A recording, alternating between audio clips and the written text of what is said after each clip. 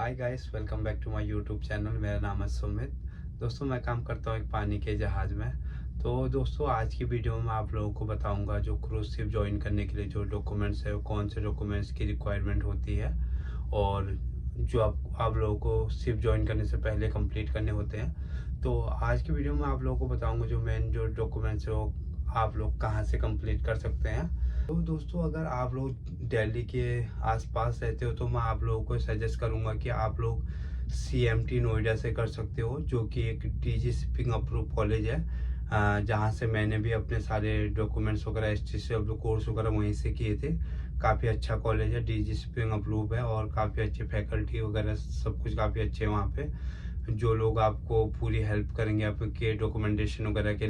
तो दोस्तों, उसके लिए पहले आपको STCW कोर्स करना पड़ेगा, जिसमें कि 5 कोर्स होते हैं और वो 5 कोर्स कंप्लीट करने के बाद आप लोगों को उनके पेपर देने होते हैं। जो पेपर होते हैं वो ऑनलाइन होते हैं लैपटॉप पे ही।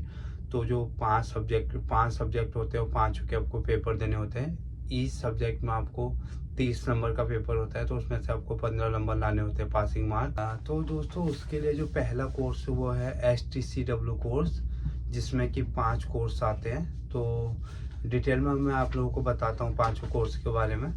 तो दोस्तों, जो पहला कोर्स है वो है पर्सनल सर्वाइवल टेक्निक, जिसे कि शॉर्ट फॉर्म में PST भी बोलते हैं। जो सेकंड कोर्स है वो है fire prevention and fire fighting. तो दोस्तों, जो थर्ड कोर्स है वो है EFA एलिमेंट्री फर्स्ट एड। तो दोस्तों, जो फोर्थ कोर्स है वो है personal safety and social responsibility. दोस्तों, जो लास्ट है फिफ्थ वो है सिक्योरिटी ट्रेनिंग, जो कि लास्ट कोर्स है। तो दोस्तों, जो STCW है इसके अंदर में 5 कोर्सेस आते हैं, जो मैंने आप लोगों को बताया वीडियो में इस टाइप के। और दोस्तों, जो इसके बाद ये 5 कोर्स कंप्लीट करने के बाद जो ये टोटल रहता है 19 डेज का कोर्स रहता है।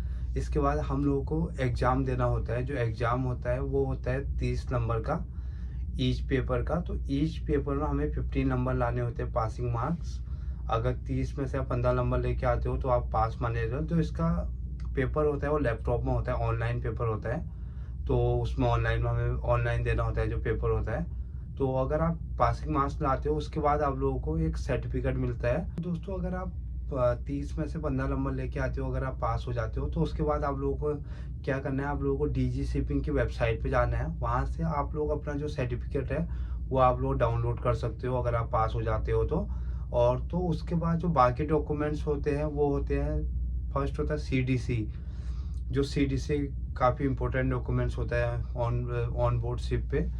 तो CDC को अप्लाई जो जहाँ से आप लोग STCW कोर्स करते हो, CDC का जो पूरा नाम है कंटिन्यू डिस्चार्ज सर्टिफिकेट होता है। तो जो CDC होता है वो कंपनी अप्लाई करती है, जहाँ से आप जिस कॉलेज से आप लोगों ने STCW कोर्स किया, तो वही लोग अप्लाई करते हैं। CDC अप्लाई करने के लिए कुछ डॉक्यूमेंट्स की रिक्वायरमेंट होती है, जैसे आप लोगों को अपना पासपोर्ट चाहिए होता है, उसके लिए पासपोर्ट की कॉपी, 10th का सर्टिफिकेट वगैरह चाहिए होता है। और जो आपने STCW के जो कोर्स किए हैं वो 5 कोर्स, उसका आपको सर्टिफिकेट डाउनलोड करना होता है। और आप लोग वो डॉक्यूमेंट्स वगैरह सब आप अपने कॉलेज को दोगे, तो कॉलेज वाले आपके लिए CDC अप्लाई कर देंगे।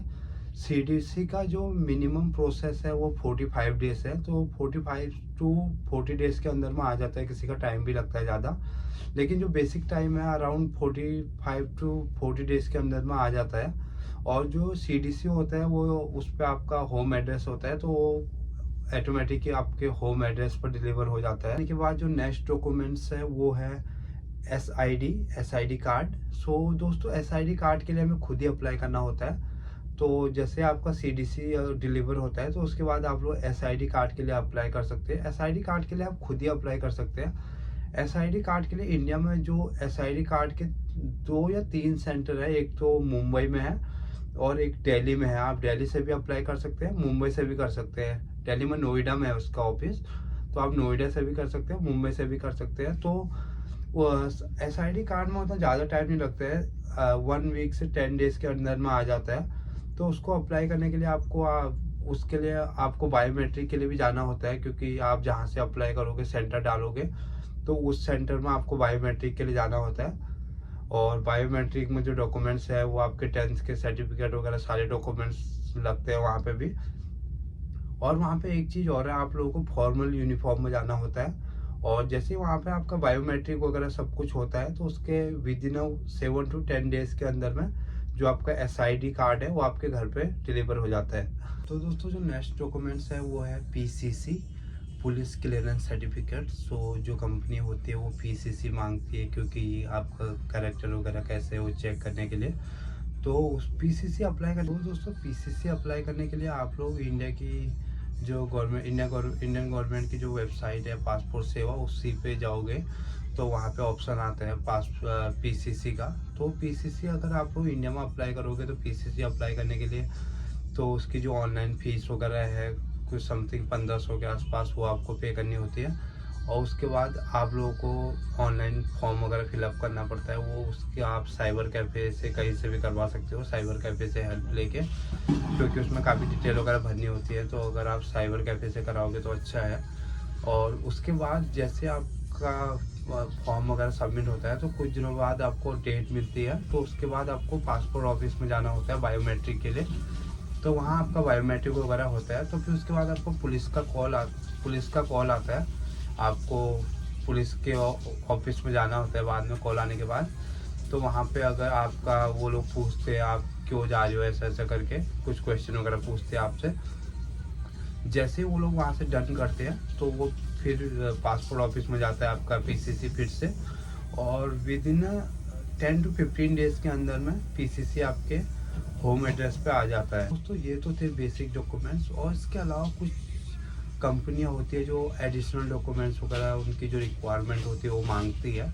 तो उसके लिए दोस्तों कंपनी आपको बाय ईमेल वगैरह आपको इन्फॉर्म करती है। आपका जिस भी कंपनी में सिलेक्शन हुआ होगा वो लोग आपको बताते हैं कि जो भी डॉक्यूमेंट्स उनको चाहिए होते हैं कि वो डॉक्यूमेंट्स कंप्लीट करने के लिए।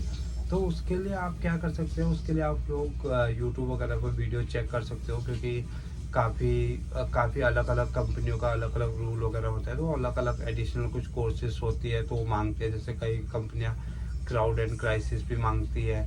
तो क्राउड एंड क्राइसिस का भी वही सीन रहता है, वो भी DG अप्रूव भी होता है, नॉन DG अप्रूव भी होता है, तो वो भी मांगती है। तो अलग अलग कंपनियों की अलग अलग रिक्वायरमेंट होती है इसके अलावा। लेकिन जो ये बेसिक डॉक्यूमेंट्स है ये तो आपको कंप्लीट करने होते हैं, तभी आप लोग सिर्फ ज्वाइन कर सकते हो। दोस्तों जो लास्ट रहता है वो रहता है मेडिकल।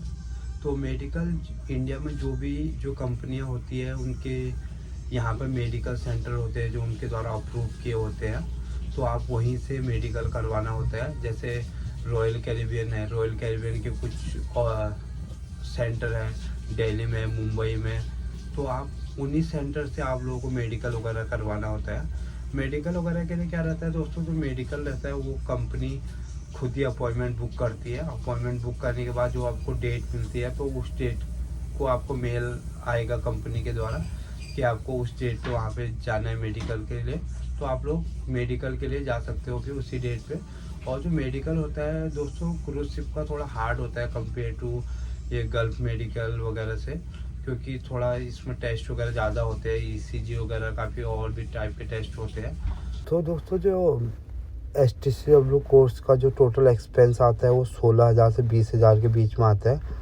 उसके अलावा जो फूड एकोमोडेशन वगैरह है उसका भी एक्सपेंस आपको खुद पे करना होता है।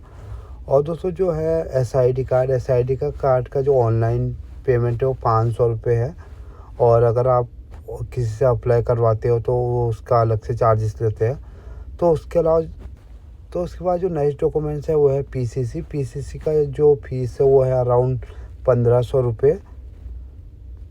तो दोस्तों फीस कुछ कॉलेज में ऊपर नीचे भी होती है, ऐसा नहीं है कि फिक्स प्राइस है। तो दोस्तों उम्मीद करता हूँ आप लोगों को वीडियो इंफॉर्मेटिव लगा होगा। तो प्लीज़ सपोर्ट करते रहिए, क्योंकि नेक्स्ट आने वाली वीडियो में आप लोगों को और भी क्रूज शिप से रिलेटेड और भी वीडियो अपलोड करते रहूँगा। और जो भी कुछ डॉक्यूमेंट्स वगैरह है तो उनके बारे में वीडियो अपलोड ज़रूर करूँगा।